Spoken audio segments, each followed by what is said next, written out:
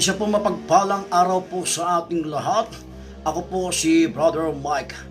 Ano po ang unang selyo? Ayon po sa Pahayag 6:1 verse 2, ang unang selyo ay ito po ang puting kabayo.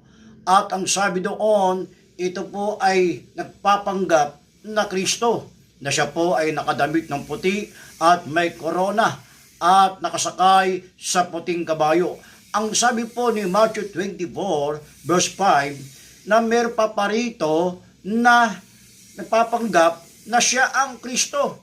At doon po sa Pahayag 19 verse 11 hanggang 13, ating mababasa na merong nakadamit na puti at may korona.